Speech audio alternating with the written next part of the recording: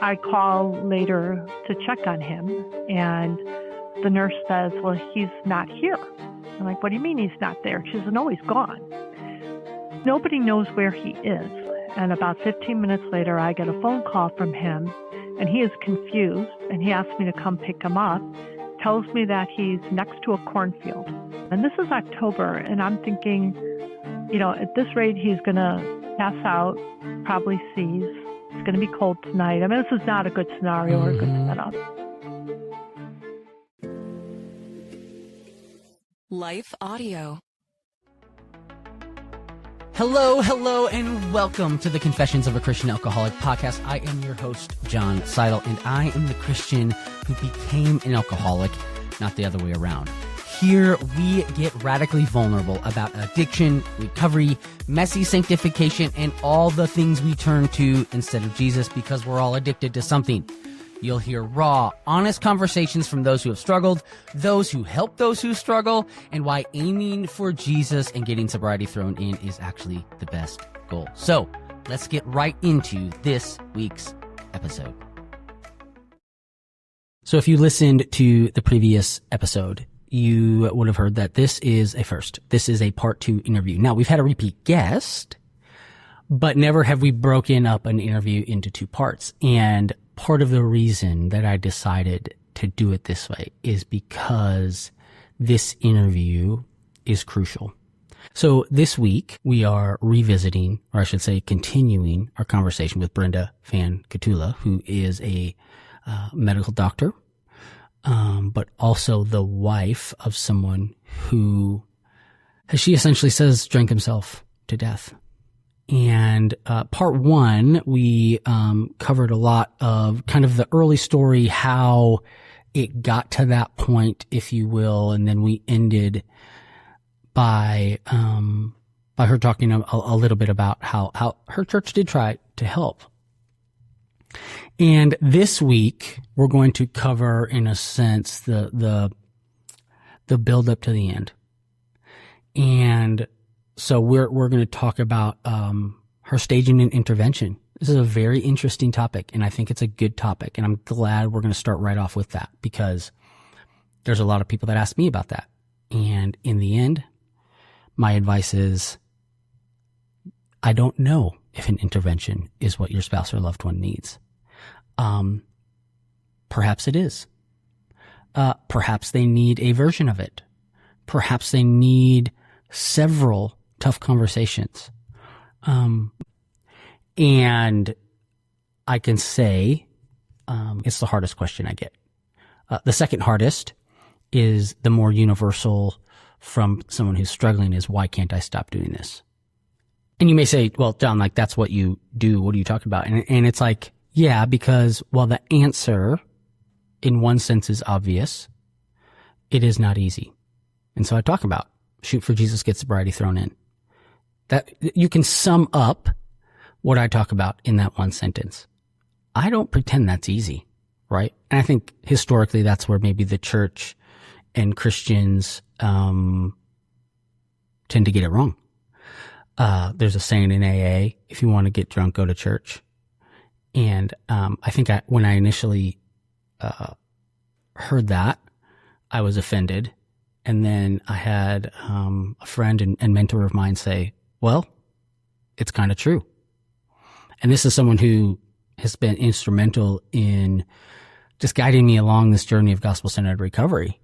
And he said, in the end, the church has not done a great job of providing people with practical handles on what it looks like to shoot for Jesus and get sobriety thrown in. So a little bit of a tangent there. But when I hear from spouses and loved ones who are just at the end of their rope,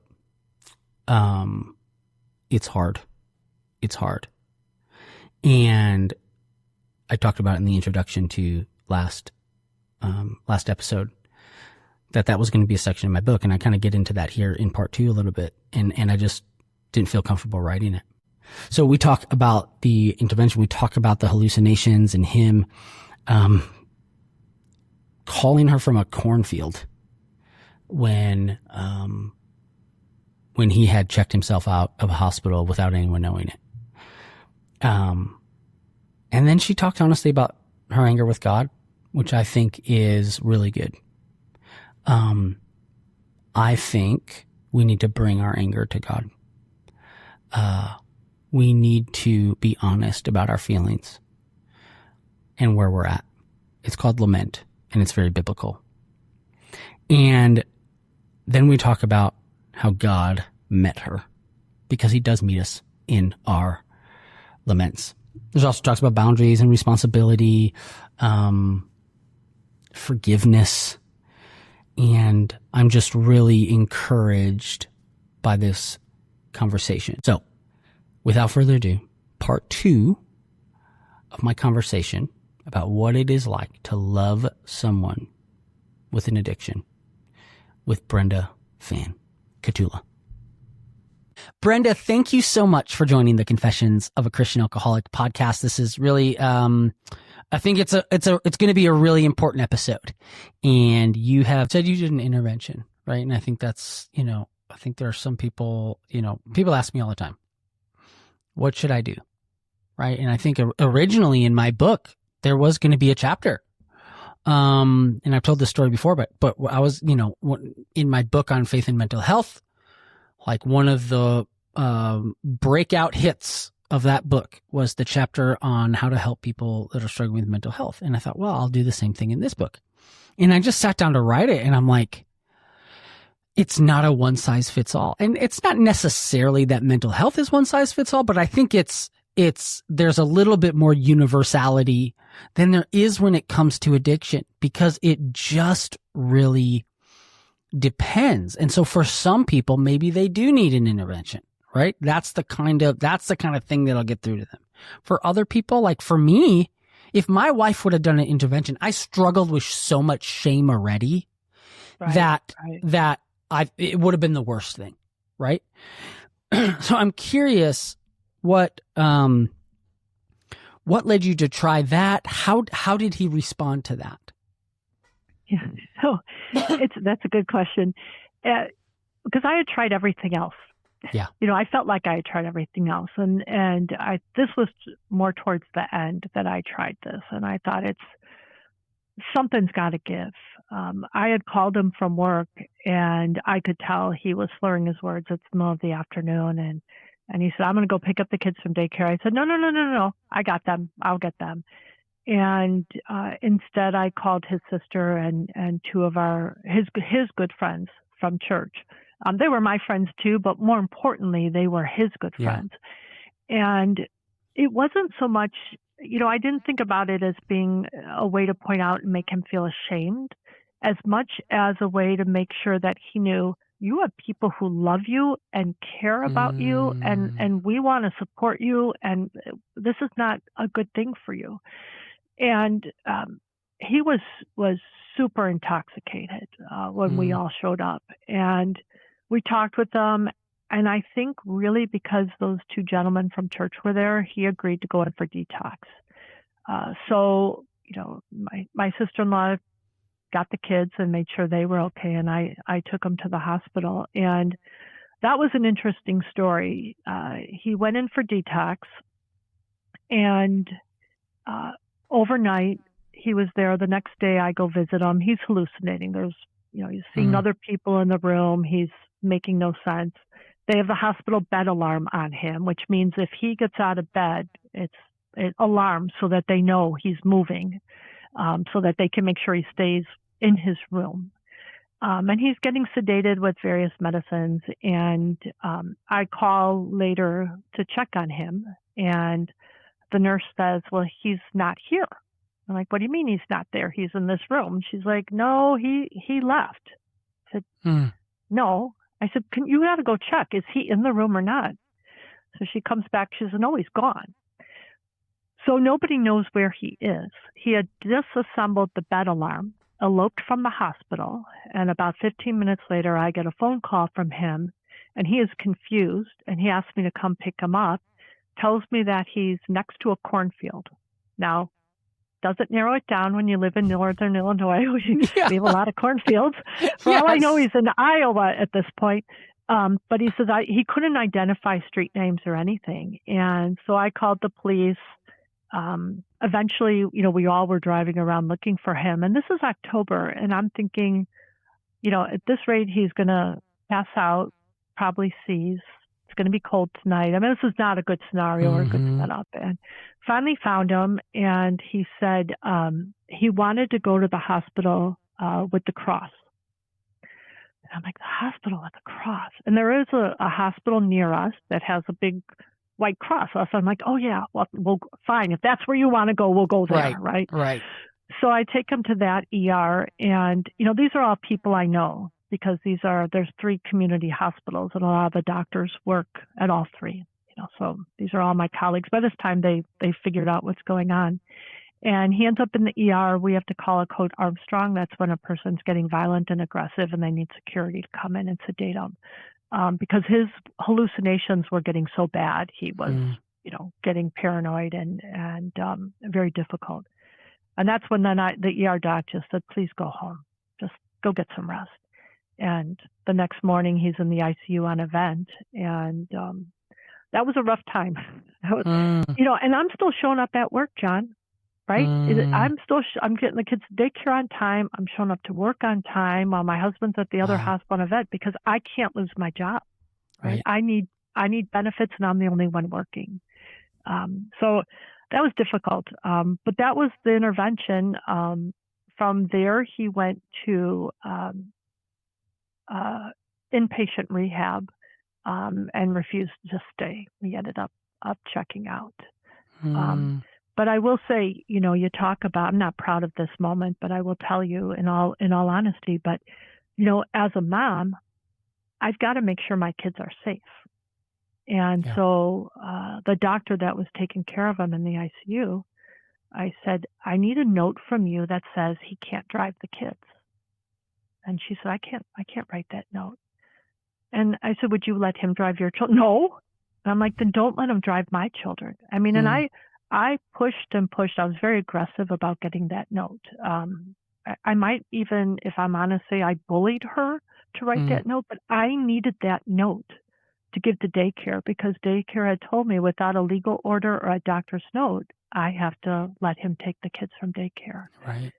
So I made sure I got that note from a doctor that said he couldn't drive the kids. Wow.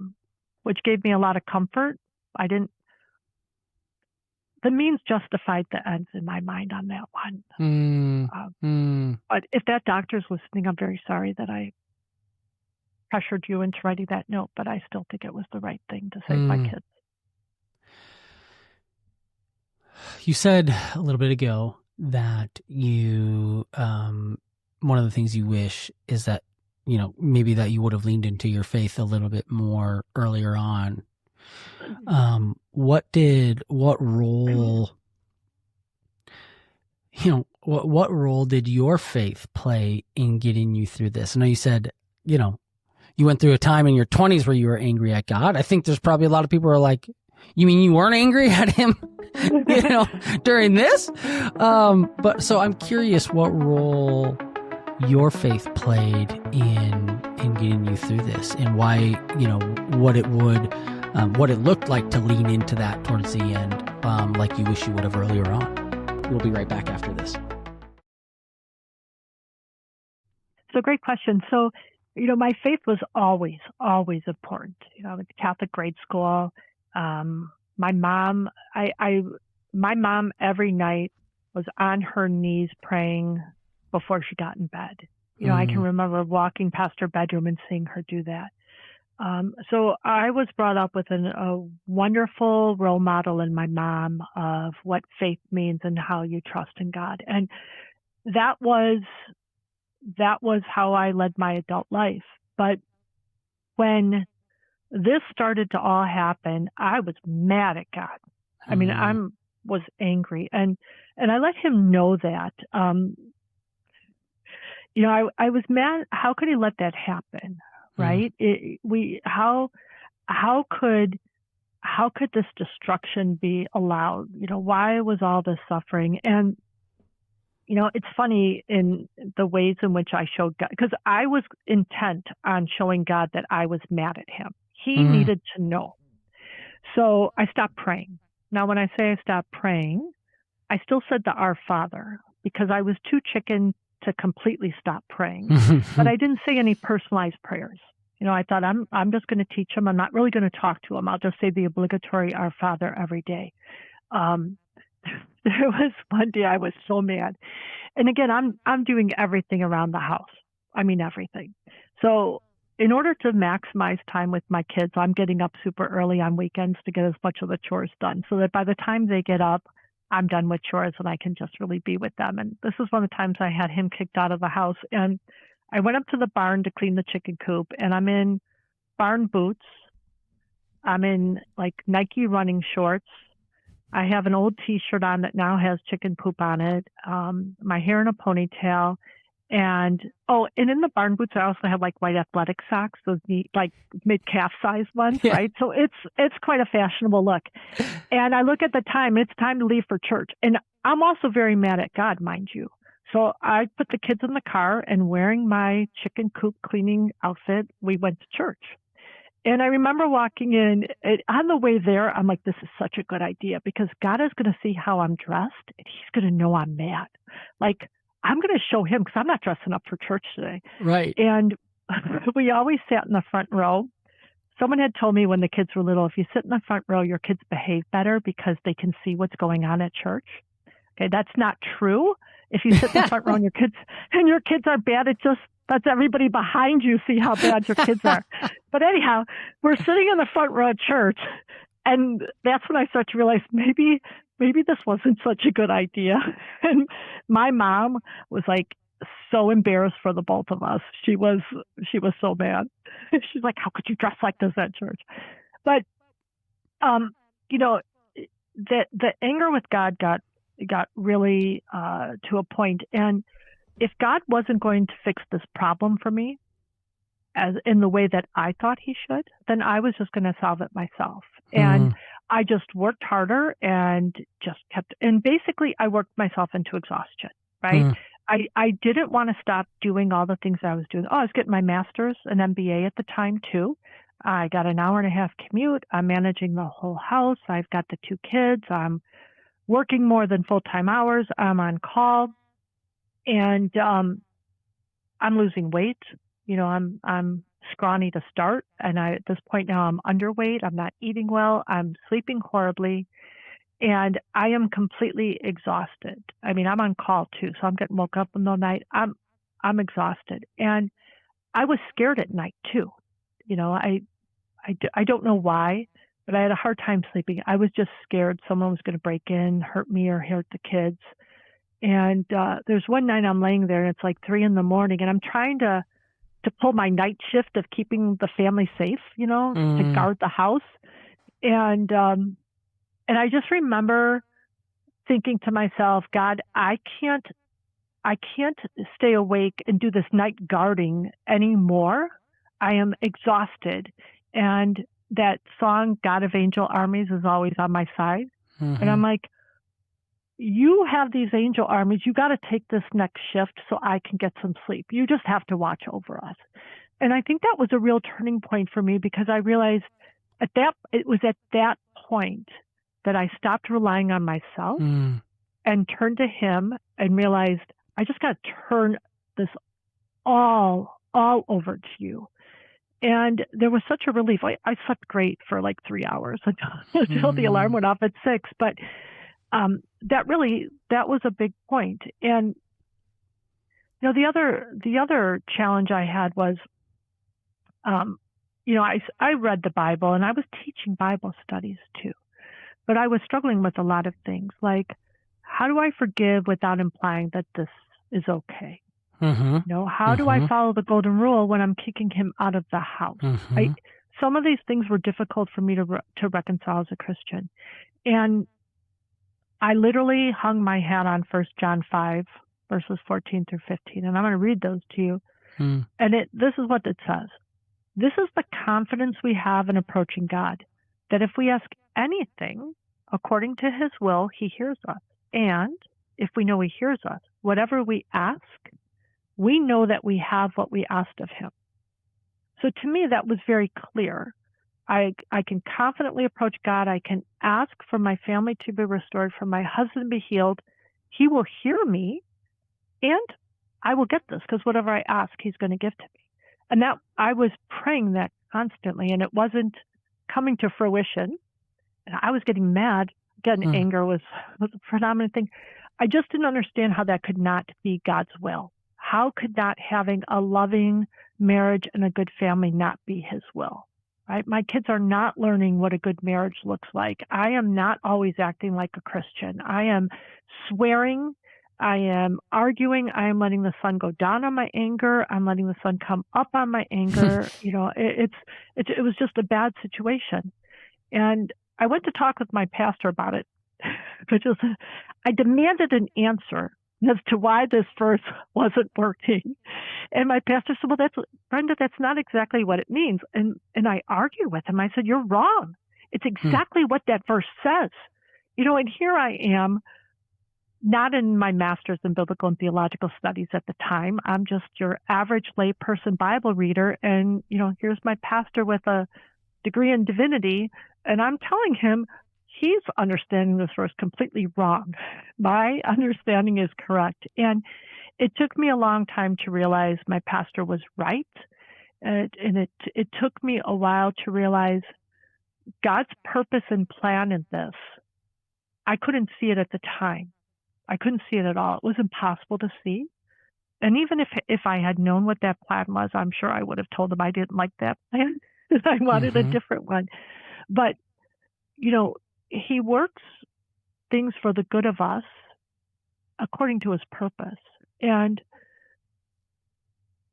the suffering, produces perseverance. James chapter 1 talks about that. Consider it pure joy, my brothers and sisters, when you face trials of many kinds. He doesn't say if you face trials. He says when you face trials. Yep. And those trials produce perseverance, and that ultimately leads to this deeper faith and trust in God. And I developed that after that God of Angel Armies night, when God took the night shift to guard over us. My faith started to change and become refined and stronger and deeper. And even though I didn't know the outcome, I was able to trust in him more, to know that eventually things were going to work out. And I didn't know what that looked like at the time. But they did work out, and not in a way I would have planned. I think, it's a difficult thing to say, but I don't think my husband's disease was curable. I don't think he I don't know how to word this right. I don't think he was able to go through being uncomfortable long enough to solve the root cause of his drinking. I think he just had too much trauma piled on and on and on for so long. I think those wounds were so deep. But I think now, I've remarried. I have an amazing, I'm just so grateful. I have an amazing husband now, who's very supportive. And I'm so pleased that I can show my children what a real marriage and relationship is supposed to look like. I always felt like a failure that I couldn't show them that. But, the other thing that happened after he passed, one of our friends from church said that I should write a Bible study about this.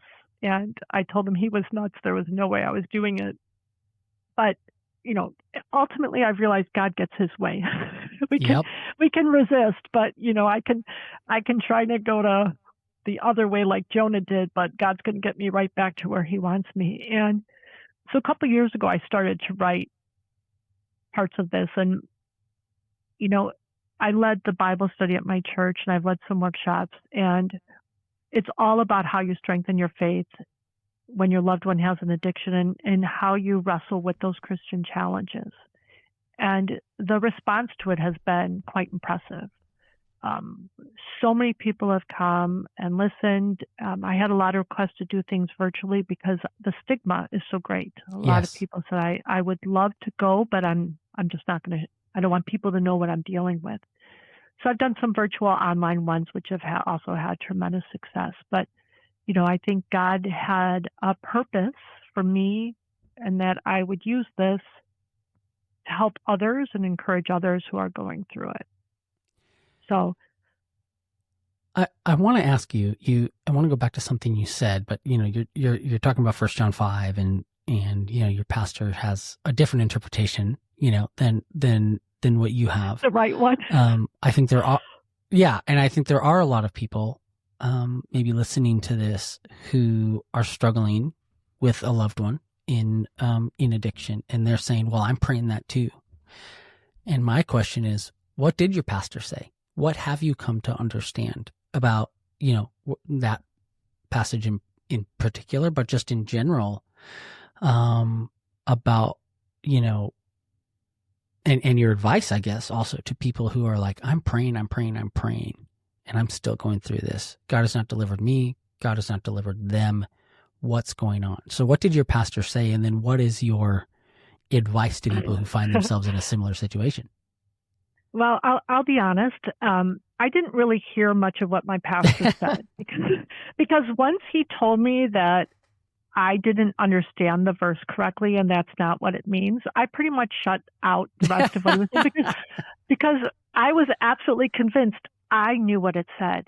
But so what I would say to people who are praying this and feeling that same way I did, in my master's program for my New Testament theology class, our final paper was about taking two verses that seemed to contradict each other in the Bible and reconcile that contradiction and that tension. And this was my topic of my paper, was the role of petitionary prayer. And where it says, ask me for anything in my name and you'll get it. And, in summary, God's not a genie. He's not a dispenser where we just say what we want and he's going to give it to us. Yep. That's not his role is well, I'm not going to assume to say I know what God's role is, but based on biblical principles, it's not his job necessarily to make us happy and give us everything we want. He's going to give us good gifts, right? That's what the Bible says. He's going to give us good gifts. We may want this. Okay, I want chocolate before dinner and ice cream too. But that's not a good thing for me. And he has higher purposes, higher plans. He understands more of what's going on. And even though we don't see it at the time, he's giving us the good things we need. When we praying that petitionary prayer, we're supposed to ask God for what we want. And the more we ask, through that, we also have to discern what his will is.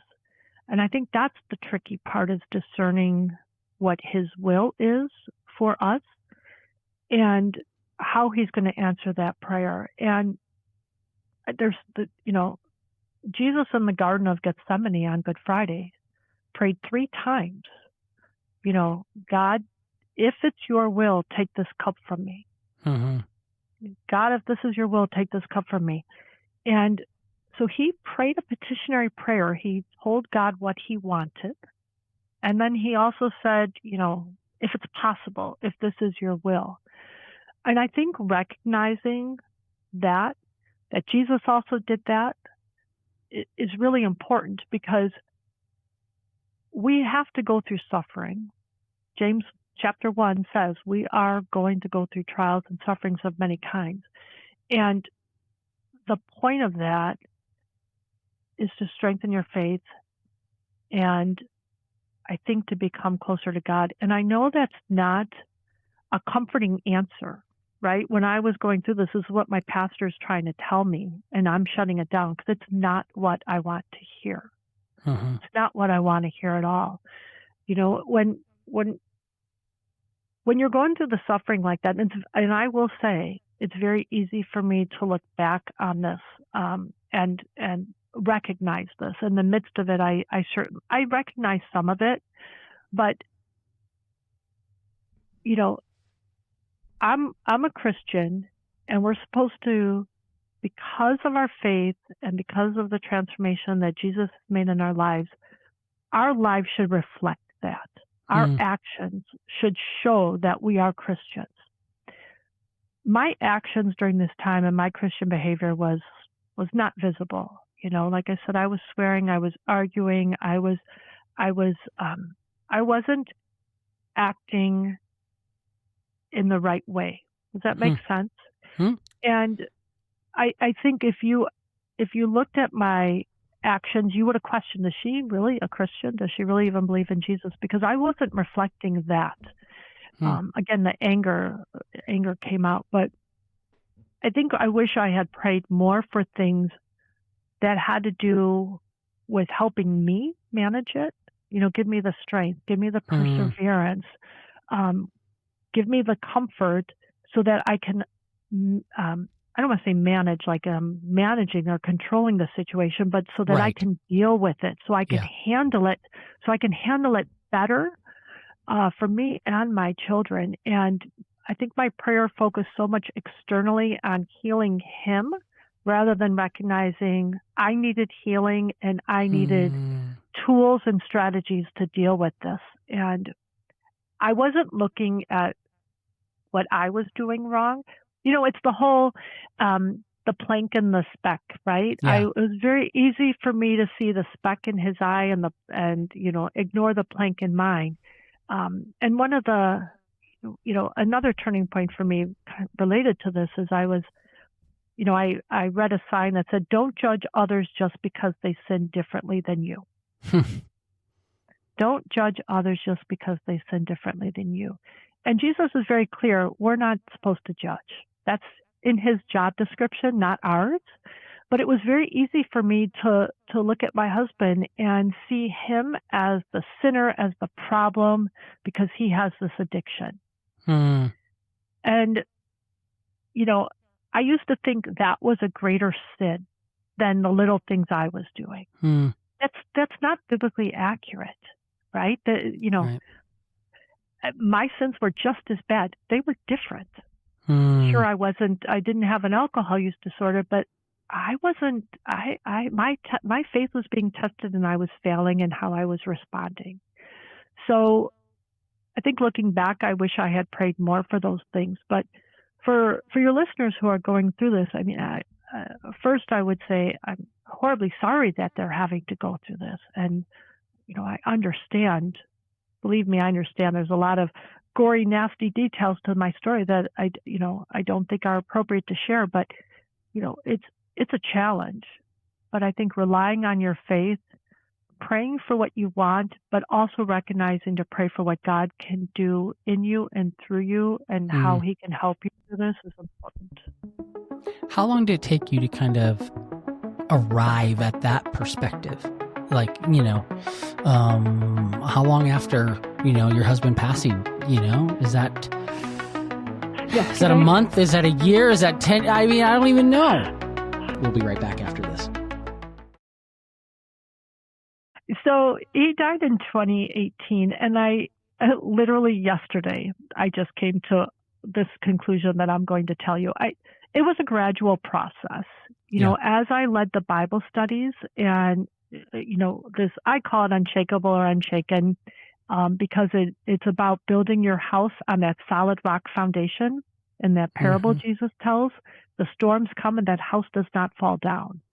Versus building your house on the sand and the storms come and that house keeps falling down. I mean, that's what I did. I kept rebuilding my house on the sand, every storm, every relapse, until I learned to build it on that solid rock. I think after that God of Angel Armies nights, I started to move onto the solid rock and started to put up walls on that house. And I think from then on, it was a gradual completing the house on that solid rock, so to speak. Yeah. But literally yesterday, this came to me. So he had started a tree house for our kids, and I told you he had built an addition for our house. We'd all this leftover building material, and he said, "I want to build this tree house." And it was half built when he died. And it has real siding, real windows, our old garage service door. It's got a deck. I mean, it's Yeah. It's nice. It's big enough that I actually have a reclining chair in there, a dining room table, and a couple bookshelves with space. I mean, it's a decent size.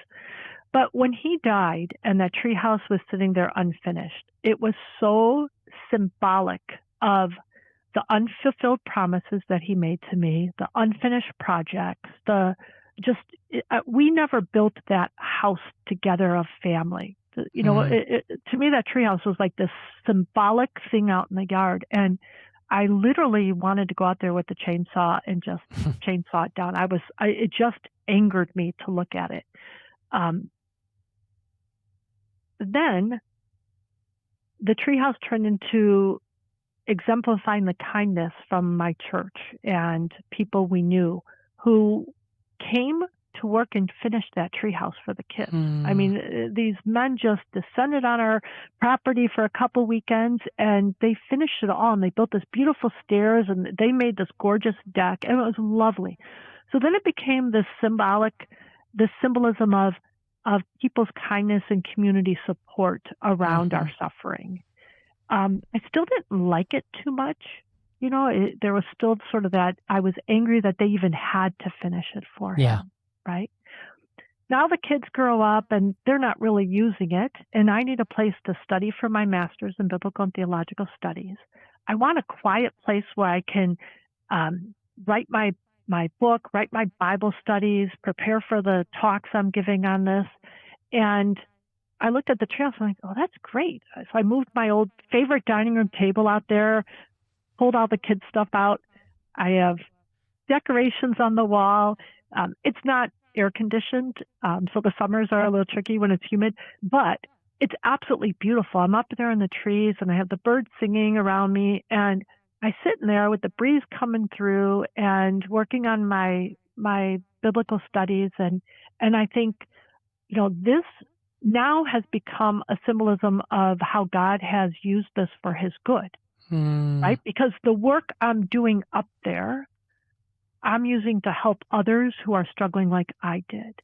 Yeah. And so, and just yesterday, that whole transition of the treehouse, like all of a sudden it solidified in my mind. I looked out there and I'm like, wow, it went from this bad thing to God actually turning that treehouse into something good that he's using for his purpose. And it's really beautiful.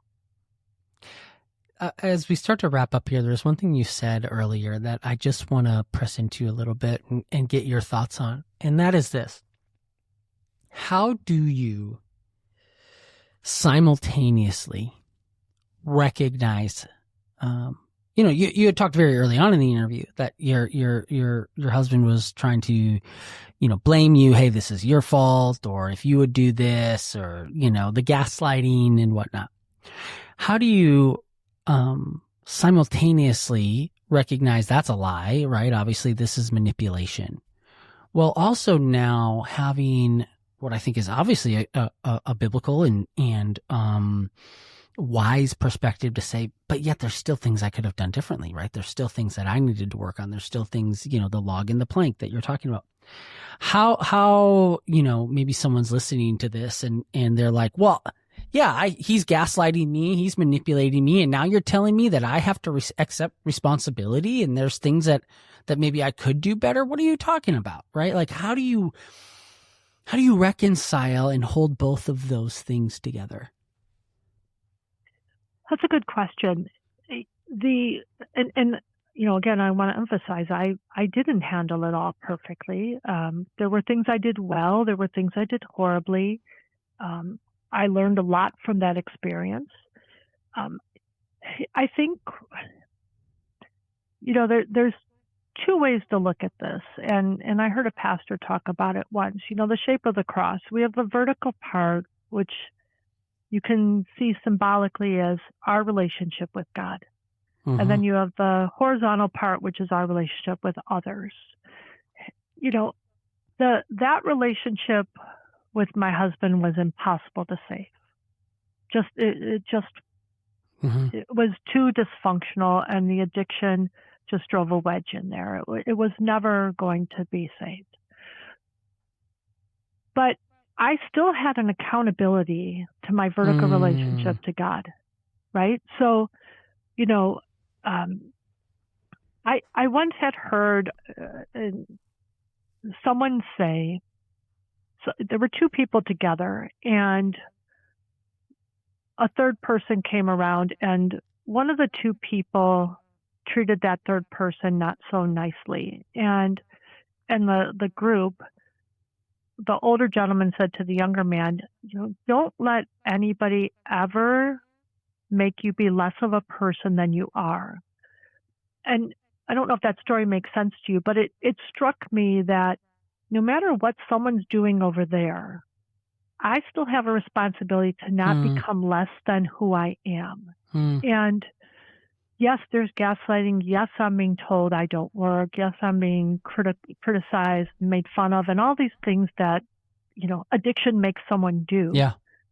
I know those things aren't true. I know I am a loved, valuable child of God. I have an identity in that is solid and secure, and nothing can take that away from me, ever. And I have a responsibility to that relationship to honor my God in what I say and do. And yes, we want to react.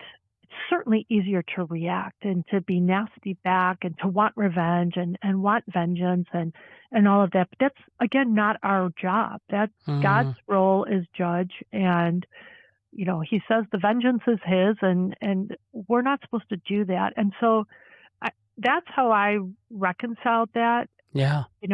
My son's in second grade. And he's like, I'm tired of you guys swearing. This is how I had a bad mouth during all of this. And he's like, I'm making a swearing jar, and you have to put a quarter in there every time you guys swear. Believe me, John, there were mornings I'd get up and poor kid, I'd look at him. I'm like, I'm putting $2 in right now because I knew it's going to be a bad day. That's just an example of where I was failing in maintaining my Christian identity, the what I'm responsible to do, which is not swear and control my, James says control your tongue. You shouldn't be cursing and praising God out of the same mouth. And so that's how I would explain that. And it's sometimes it feels like when you forgive again and forgive again and forgive again, you almost feel like they're winning, right? Yeah. But that's not what's happening. They're not winning. They're suffering too in a different way. But if I refuse to forgive, I'm the one who's losing out here. I really am. Does that answer your question? Yeah.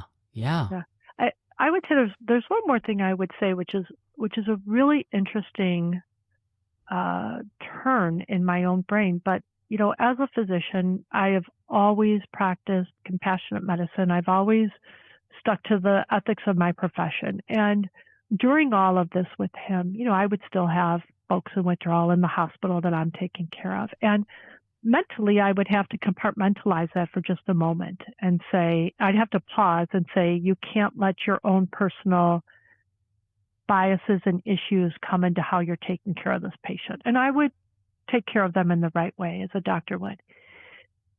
Since he died, my empathy for people with addiction has actually increased. Yeah. I thought it would get worse.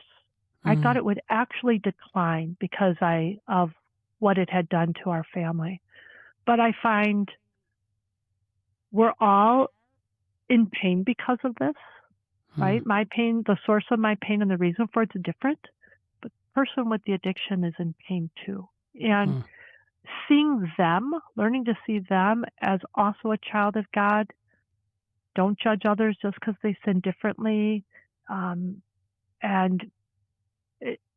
it made some shift in my mind that I still can't articulate quite right. But it's actually helped me professionally as well. Wow.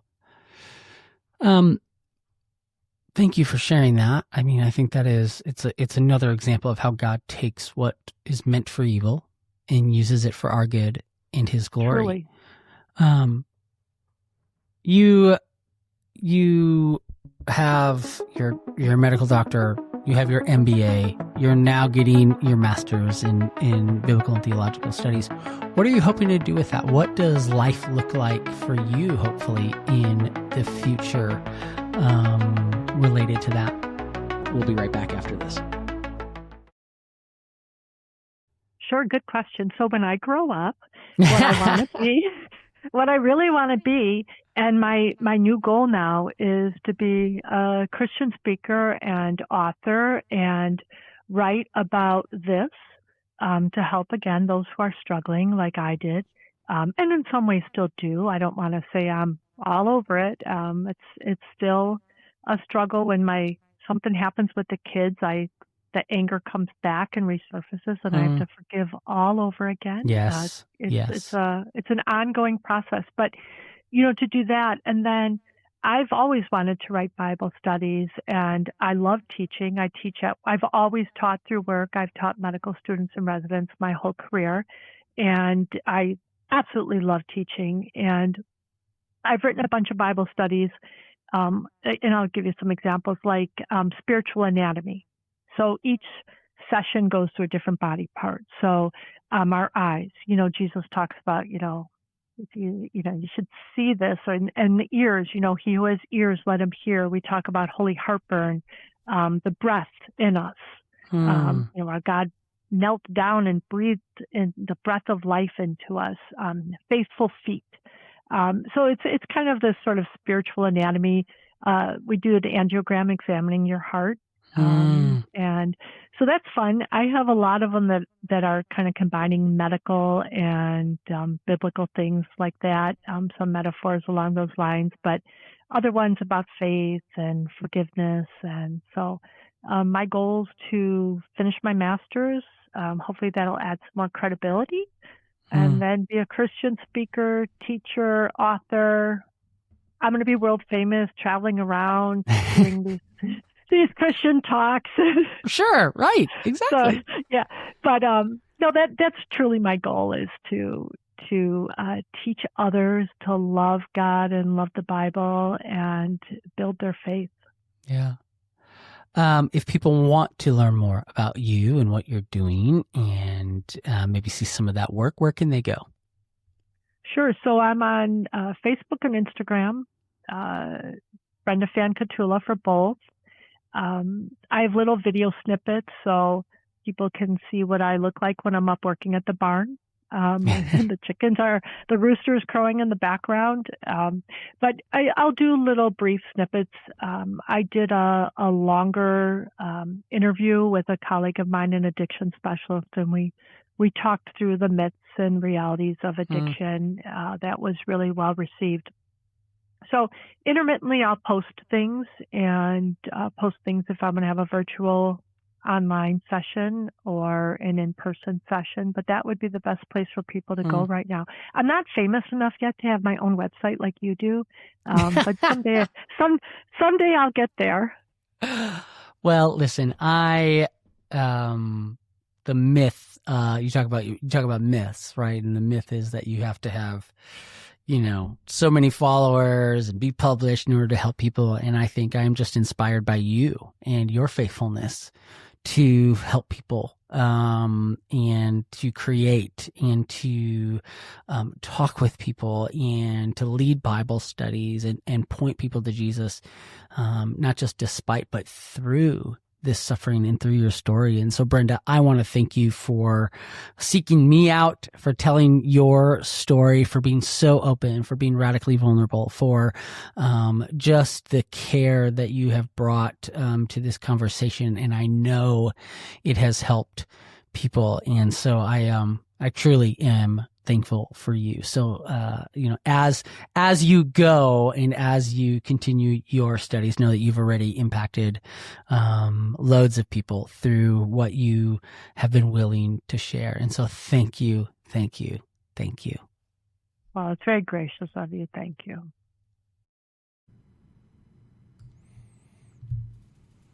There's that image that Brenda talks about regarding the treehouse. And boy, do I think that is beautiful in so many ways. You know, so she talks about the treehouse that her husband left unfinished, and, you know, wanting to just, you know, take a chainsaw to it. And I think there's probably people listening to this who want to take a chainsaw to this period of their life. Like, even if you're a spouse and you get to the other side, you're like, I just want to bulldoze that thing. And I get that.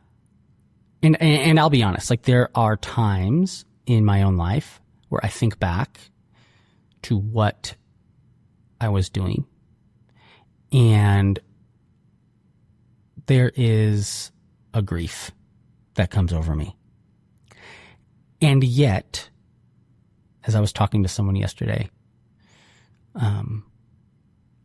I see vividly constant reminders of how God is taking what the devil meant for evil and is using it for good. And that's the story of the treehouse. Like, the unfinished treehouse has become the place of worship. The unfinished treehouse in my life has become the place from which I serve.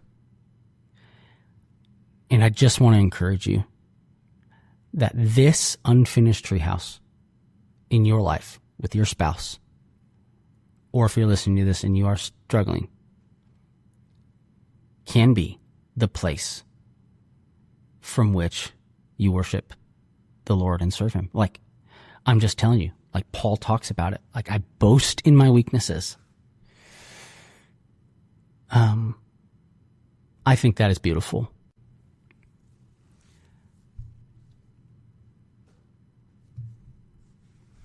That also reminds me of this, and I've written about this, and I'll try to remember to put this in the show notes, but I think we make a mistake regarding forgiveness.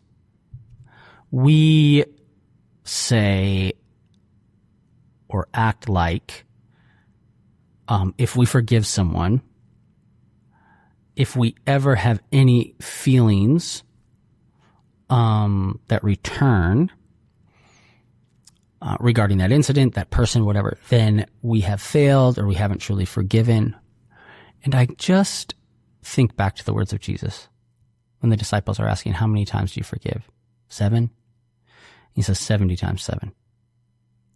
I just don't think, and this is where I'll say, I went to seminary, and so I like to think that I at least have some hermeneutical background. Doesn't mean I'm not wrong here.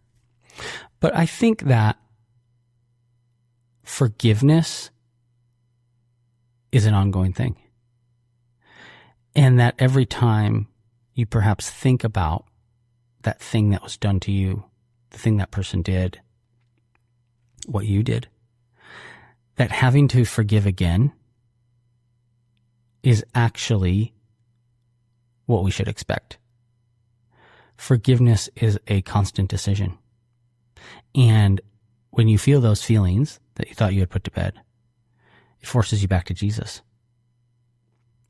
So if you're listening to this and you do get to that other side with your spouse, and you do think, man, I thought I'd forgiven him. I thought I'd forgiven her. Why am I feeling this again? You know what? I think that's normal. Now, what you do with that's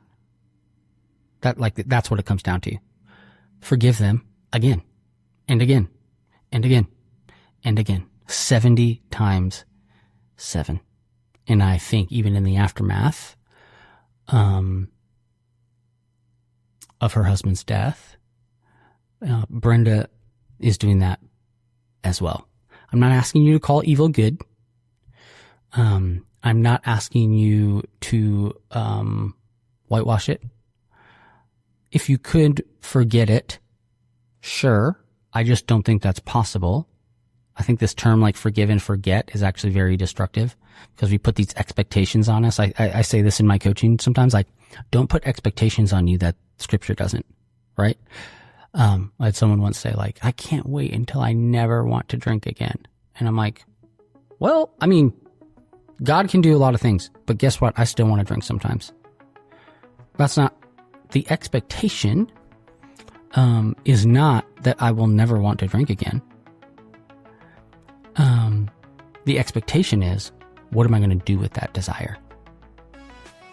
So the expectation for you as a spouse or a loved one, I don't think is that you never think about what that person did or never have feelings that you need to take to the Lord. The expectation is that you're going to take them to the Lord. So I hope that was helpful for you. If you know someone who is on this journey of walking this road with a spouse or loved one, I would be so honored if you shared this episode, if you shared the last episode as well. Thank you as always to our partner Life Audio that makes this podcast possible.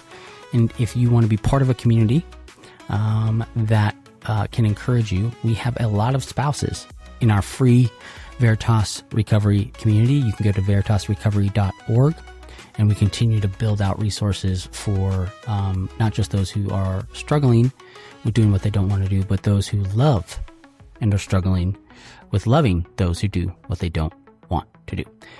Love you all. We'll see you back again next week.